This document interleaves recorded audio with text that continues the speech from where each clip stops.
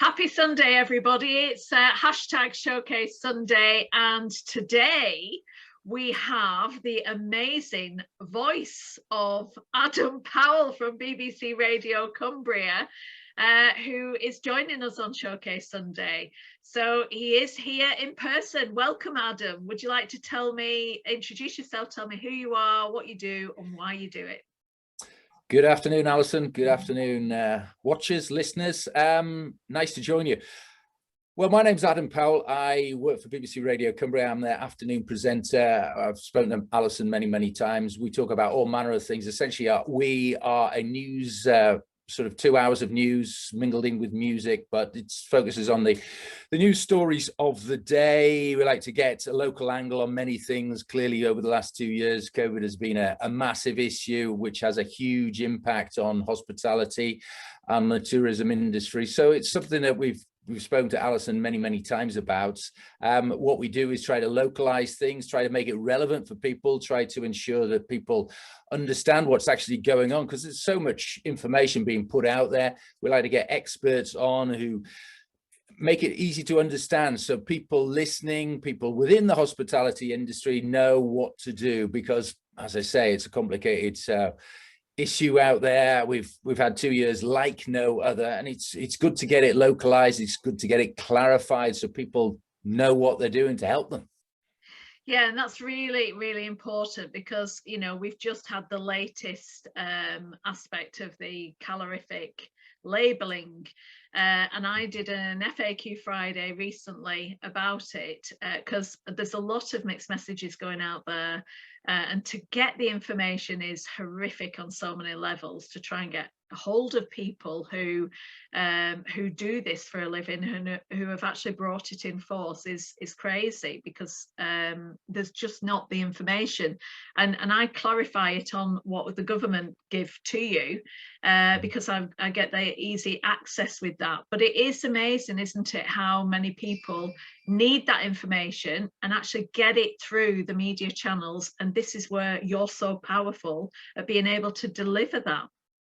Yeah, we, as the BBC, we have a number of sources. We have particular correspondents who look at issues like you've just alluded to, that issue about the calories on menus and things like that. I have to say, I still don't understand it really, but yeah, you make a very valid point that there is so much information out there, and it can be confusing. And as the BBC, we try to get to the bottom of it, make it understandable, make it easy to use, and so people can make informed decisions, because it can, change people's lives, can change people's businesses. So that's what we want to do, and we do our best to do it. And as you sort of pointed out, it's still far from clear on many issues, and that is the nature of, I suppose, the way the government operates in many senses, and put a lot of information out there, particularly now. There's so much going on, and sometimes it's not bottomed out, and we do our best to try and establish what's actually happening, but sometimes we don't always get there. But we do our very best to try and make it understandable using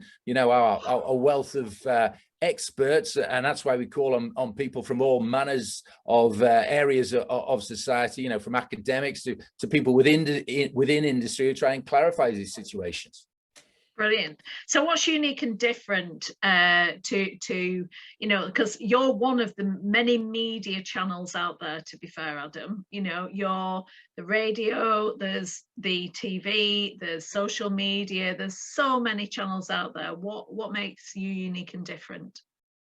Well, I suppose we are a radio station that broadcasts to the entire county.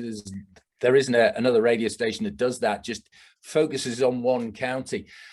You mentioned social media. That is obviously a big platform these days. Sadly, it's not always accurate, but what we do at the BBC, we try to establish the accuracy, the veracity of our news stories, which, if people are relying on, for example, Facebook, it could be just someone's opinion, loath to say it, but it could be fake news, as Donald Trump used to say.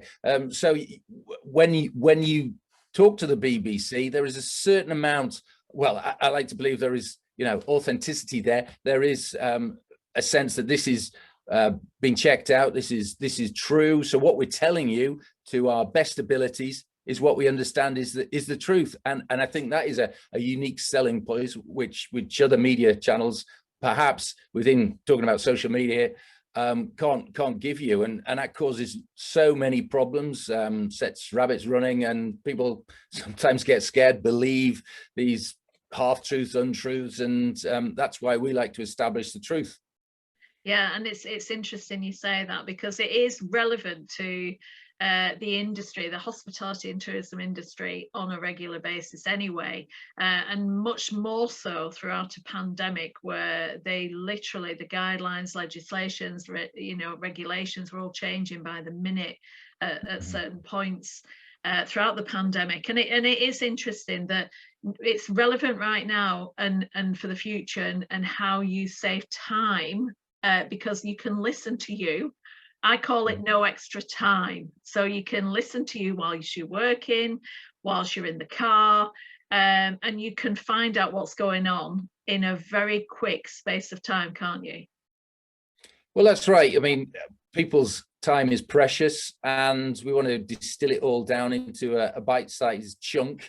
We don't want to sort of occupy people's time. They have busy lives, so we get the main news stories of the day, make them relevant to people, make them relevant to listeners, because if they're not relevant to listeners, they won't listen. So that's our whole raison d'etre, really. We want to sort of inform, educate, and that's the sort of Reithian values of the BBC, that we want to inform, entertain, and inform people, really. So that's the whole point of it. People have limited amounts of time, and we would like to be succinct, get down to it, 3 or 4 minutes, there you go. That's your news story on a particular issue. So, and then we move on, because there's lots of things happening, as we all know. And that leads us on to what I always ask all my interviewees on the Showcase Sunday is, what are your 5 top tips? Because one of them should be keep focused. Well, exactly, really. I've written a few down here. Despite me disparaging Facebook there, social media is an important part of your armory, really, because that is where a lot of media get their stories from. So get yourself out there, have yourself a platform on social media so you can tell your story. Next point is work out what a story is, because bless you, so some people are sitting on cracking stories and don't realize it. So I mean, if it's of interest to other people, we want to hear about it. So if you're doing good, you've had a record year, you're employing some different people, you're expanding, that kind of thing. These are all relevant news stories for a local media channel. So know what you're doing, to be honest. Know what you're all about, and don't sit on your laurels. Tell other people, don't be shy. And when you do get that sort of call, work out what you're going to say, but don't over prepare. Try and be relaxed when you're on the radio or the television or whatever. Easier said than done. Perhaps you don't want to do it. So put one of your team forward who is a perhaps more vivacious personality. And when you do get on the radio or the TV, make your point, be succinct, don't waffle, get to the point. And be led by the interviewer. I don't know about you, but I find it very awkward when people start talking over one another. I like a nice clean listen. I'm not Nick Robinson, so I'm not going to interrupt you generally. But yeah, get your story straight in your head, sell it to the media, but don't oversell yourself. I mean, this isn't a, I mean, we don't want to hear irrelevant stuff. We want to hear news stories. It isn't all about you, but if it's a story that is relevant to where you live, the people that you work with, we want to hear about it. Charitable donations, things like that, expansion plans, as I say, we want to hear about it. And obviously try and relax, get to the point. Those are my tips, really. Yeah, they're fantastic. And it is so true. There's lots of people out there. I know I was working with somebody the other day who got the opportunity of coming on the radio, and I said, gosh, get on, tell everybody. And it was without going into detail because of confidentiality, it was a massive story, a really massive story, but the nerves got the better of them. And I thought, gosh, I'd have gone on for you. It wouldn't have been as good, but you need to get that story out there, and it's about preparing people for that. So there's media training all about the county, isn't there, Adam? Yeah, there are people who specialize in that kind of thing. But yeah, Alison makes a good point. Relax, try and enjoy the experience, because, you know, you don't know when it's going to come out again, around again. Yeah, I mean, life is all about trying new things, and get out there and sell yourself. And, you know, make your point, as I say, succinctly. Don't waffle, really. Try and relax. I mean, perhaps make some bullet points if you're being a bit nervous about it. But, you know, take a few deep breaths, relax, put a smile on your face. When you smile, whether you're on the radio or not, that comes out in your audio, really. Make a smile, make yourself, make the audience like you. So smile a bit, don't frown, don't be too serious. Perhaps it is a serious story, but, you know, if there is a smile in your voice, people will warm to you, really. And that's what it's all about: human interaction, trying to make a connection with people out there. If you make a connection, people will like you, listen to you. And, you know, that's half the battle, I think. It is, and that's a very valid point. The other thing I would add to that is, pretend you're not on the radio, pretend you're just having a chat with Adam. You know, that's what I do when I'm speaking to anybody. It's like having this conversation today. It's going out on all media channels later today. However, we're just having a chat, and if you think of it like that, it's a lot easier to get out to your audience. And how, you know, look at your audience right now. They need to hear that story. They need help and support, whatever that may be, the pains and the gains, I say, for their ideal client. And they need to know that, you know, and that's what got me on the radio in the first instance. I was nervous at the beginning, you know, because I thought, gosh, who wants to hear this? And then the amount of people that said thanks for that information afterwards, and I thought, gosh, I really have a service that I've got to keep giving now. And it is important, it's vital, because it's all about your ideal client. Yeah, it is. You make a good point there. Yeah, just think of it as a conversation, because that's what it's all about. You're having a chat with someone else on the phone. So don't overthink it. Don't make it a huge hurdle. You will be able to do it. It takes time. It's practice, like with everything. The more times you do it, the easier it is. So don't overcomplicate it. It's something you can look back on and go, yeah, I did a good job there, hopefully. So it is about selling yourself, about telling your story. As Alison says, it's about, you know, explaining to others how you got over a particular problem. And we've had so many problems over the last 2 years, but out of it, you know, out of adversity, people are stronger, businesses are stronger. So it's something we can learn from. Share your experience, share your story, and you know, God help us, oh, God forbid if it happens again, you know, we'll be better at it. We'll know what to do. So I think these are all vital learnings that, you know, people should share. Radio is a very valid platform, an important platform that allows people to get their story out there very quickly. I mean, I work in TV and radio, but radio is a much more immediate medium and allows people just with a phone call to get on, tell their story and share their experiences, which is what it's all about. And they can do it from anywhere, can't they, Adam? They can indeed. Yeah. I mean, we have got lots of different technology, FaceTime, audio and things like that.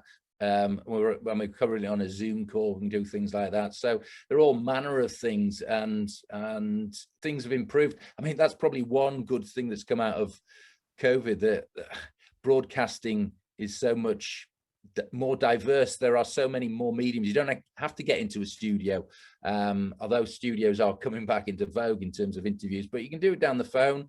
And as Alison says, you can, you know, think of it as just as a conversation. You're just in your own home, it's nice and comfortable, and you can just chat away on the phone. So yeah, that's it should be simple, really, and hopefully enjoyable. I love that. And we've obviously mentioned many examples where that it's been great and it's been effective, and how you save time and energy and money. You know, you look at having a PR agent that's covering a business, for example, and if they get on the radio and somebody else in the thing about BBC Radio, and I've noticed this, that you get taken from other BBC radio platforms around the country to talk on there as well. It happened to me a few times when I've been on BBC Radio Cumbria. Suddenly I get a phone call from London. Can you be on this afternoon at 5 o'clock? We've just heard you on the radio this morning. And that's possible, isn't it, Adam? It certainly is, because of the way the contact system works in the BBC. We share our contacts. Obviously, we ask the guest whether they're prepared to be put into the BBC system. But as Alison has sort of alluded to, it is a nationwide system. So, as Alison said, if you are, you know, on the radio in Cumbria, Radio 4, Radio 5, or other local radio stations will be able to access that contact and get you on the radio if you so choose. I mean, it's up to you really, but you know, you shouldn't discount it, your story, as a local story. It can be a national story. They are crying out for local perspectives on big national stories. As I say, we've lived through COVID. They want to hear about how people are getting on in Cumbria.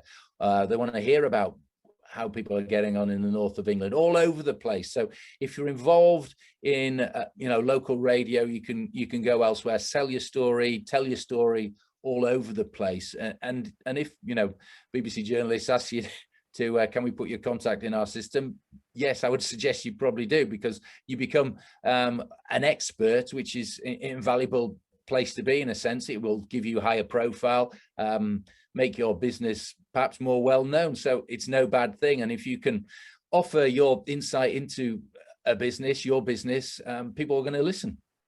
Absolutely. And keeping it positive is massive, isn't it? Yeah. Oh, it's got to be. Yeah. I mean, we've had some dark days over the last 2 years, and it's important that we look at the brighter sides, because people really don't want to be bombarded with grim news, even when it is grim. They want to look at, you know, a chink of light at the end of it. Try and be bright, try and be breezy, try and smile, even when you don't feel that way. But, you know, it's important to stay focused and stay positive, I think. Absolutely. So if someone was sat on the fence right now thinking, gosh, this all sounds great, and Adam seems like a nice chap, now we can see him in person, not just over the radio, what would you recommend? You know, what would other people say to get on the radio? And obviously, what would you recommend to them? Should they contact you? What should they do? Well, I think you've got to be very mindful of what is happening around, you know, the news at the time. Obviously, it's dominated by, you know, the war in Ukraine, but we're still coming out of COVID. We're still, you know, seeing infections pretty high, and you should be mindful of what's happening around you, and whether you think you've got a story that's relevant. You know, a lot about refugees, a lot about charitable donations to Ukraine. I mean, things like that. They're all stories that the media wants to hear about. So the media sort of, especially on a national level, switches fairly rapidly on things. But obviously, six or so weeks of the war, that's been the dominant story. But, you know, with the energy crisis, things like that, those are things which are having a particularly profound effect on hospitality, on all sectors of society. So people want to hear about that. They want to hear about, and when I say people, I say the media, they want to hear about, you know, how you are meeting that challenge as energy prices go up. They want to hear a voice from Cumbria, perhaps, about how it's affecting their business. They want to localize it. They want to make things relevant to people. So in terms of getting your story out there, I mean, contact your local radio station, I would suggest, as your first venture. Social media is important too. If you've got an opinion, share it out there. Share your experience of how you're dealing with the energy crisis, or whatever, something that is sort of happening on the news horizon at the time. If you've got a thought about it, I mean, don't force it, but nevertheless, that you may know within your own business of a particular way you're handling a challenge. And as we talked about earlier, you know, sharing these insights is important to other people, not just yourself. So if you think there's something that is on the news agenda at the time that you've got a voice, or you've got a sort of an opinion on, and you're doing something that could help other people, I would get it out there. Perhaps your local radio station, your local BBC radio station. They'll want to hear about it. Get in contact with their news editor there. They're all on their, they've got their websites. They want to hear stories. They want to, learn what's happening locally. So get in contact with them. Make a friend of your local radio station if you haven't already done so. That's probably one of my top tips. Brilliant, fantastic. And especially staffing crisis at the moment, lots of people talking to each other of how they can help each other, how they can support each other. That would be amazing to hear on the radio, of how they're overcoming such a crisis in staffing at the moment, and how they're handling it, and how they're changing their businesses to be able to support, because other people can actually learn from you. That's a very good one. I mean, it's been growing for, well, we've talked about it many times, Alison, haven't we? But it seems particularly acute with Brexit and all manner of things. People are choosing to change their lifestyles as a result of COVID and things like that. And yeah, any insights, any sort of helpful tips is always good. Sadly, the staffing crisis isn't going away, and we want to hear about it. I mean, this is something I probably touch upon, at least once or twice a month. So it's not just obviously hospitality, it's all sectors of industry, but hospitality, particularly in Cumbria, it is a huge industry, employs thousands, worth billions. So yeah, we want to hear about how people are managing, how they are sort of doing things. Sadly, it might have an impact on people's business to a detrimental effect, and if we can learn from that and get over that, and people can learn from your mistakes, perhaps we want to hear about it. It might be painful, but we want to hear how you're sort of getting over that challenge. Brilliant. Yeah, because even if it is painful, there's a lot of people out there who are not talking about it, who actually feel comforted that somebody else is going through exactly the same thing, so it's not too bad. And so, Adam, how do people get in touch with you? Obviously at BBC Radio Cumbria, but across the other radio platforms as well. What would you recommend they do? We'll put the links of Adam at the end of the interview, obviously, all his links, but how would anybody get in touch with you? Well, get in contact with me at BBC Radio Cumbria. My name's Adam Powell, so I'm available there. In terms of other local radio stations, there are obviously, everyone has a website. Get onto that, Google it, and as Alison said, there'll be links at the end of all this, so we'll send you the relevant information that way. And tag your local radio station in with any of the news items if you're on Twitter or Instagram or Facebook or LinkedIn, whatever. Get in touch with them and tag them in so that they see it as well. Very fabulous. Good. Yeah, social media is key. Yeah. Fantastic. Thank you so much, Adam. It's been an honor and pleasure again to see you, and then in person. Yay. Yeah, it makes a change, doesn't it? Yeah, we've been talking down phones for forever, but yeah, quite a while. Yeah, catch up with you, Alison. Yeah, thank you. Well, happy Showcase Sunday, everybody. Happy Sunday and happy weekend. Thank you. Bye-bye.